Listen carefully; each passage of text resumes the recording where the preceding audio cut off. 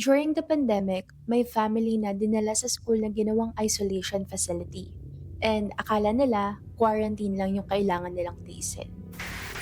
At the time, yung mom ni Sender was working as a frontliner sa barangay clinic. One day, may patient daw na nagpa-check up and sadly, nag-positive ito for COVID. Since na-expose yung mom nila, kinailangan nilang ma-quarantine yung buong household. So, dinala sila sa isang school na ginawang isolation facility. Okay naman daw yung facility.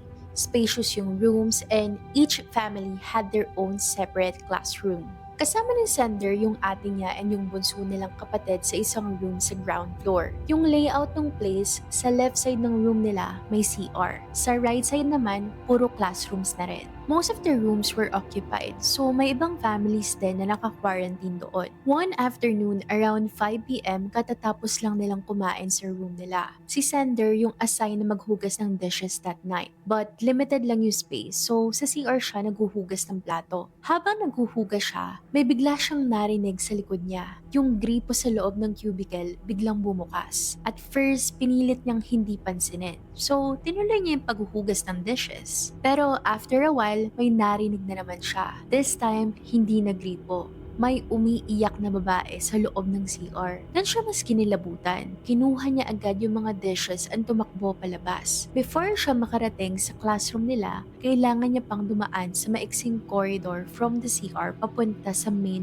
hallway. So, imagine her running in this tight corridor while carrying the dishes, trying to get back to their room as fast as she could. Pagdating niya sa classroom, hingal na hingal siya. Tinanong siya agad ng ate niya kung anong nangyari. And doon niya sinabi na may narinig siyang may umiiyak sa CR. Natakot din yung ate niya but may kailangan silang itapon ng mga trash. So kailangan pa rin nilang bumalik malapit sa CR where the garbage disposal area is. Nagpasama yung ate niya sa bunso nilang kapatid. So naiwan si Sender mag-isa sa classroom. Habang wala sila, inaayos niya yung mga nahugasan niyang gamit. Nasa may floor yung lalagyan, malapit sa door. Nakaupo siya habang nag-aayos. Then, bigla siyang may naramdaman ulit.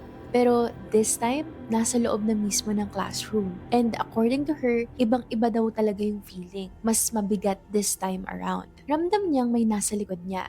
Hindi niya makita pero alam niyang may malapit. Parang may malaking tao na nakatayo sa likod niya. For a few seconds, she froze. She started praying. Paulit-ulit siyang nagpe-pray hanggang sa hindi na niya kinaya and sumigaw siya. Pagbalik ng ate niya and ng bunso nilang kapatid, umiiyak na siya. Pawis na pawis. And dahil sa sigaw niya, lumabas din yung ibang naka-quarantine sa nearby rooms. Ikinuwento niya na may mga nagpaparamdam sa kanya sa CR and now pati sa room nila. May isang lalaki na nagmagandang loob and binigyan siya ng rosary. May nagbigay din ng salt. And sinabi daw na ilagay agad sa room nila. After that, medyo kumalma siya. Later that night, tinawagan ng ate niya yung asawa ng kuya nila. Kinuwento ng ate niya kung ano yung nangyari. Yung narinig sa CR, yung naramdaman sa classroom. At that time, akala nila doon na natapos.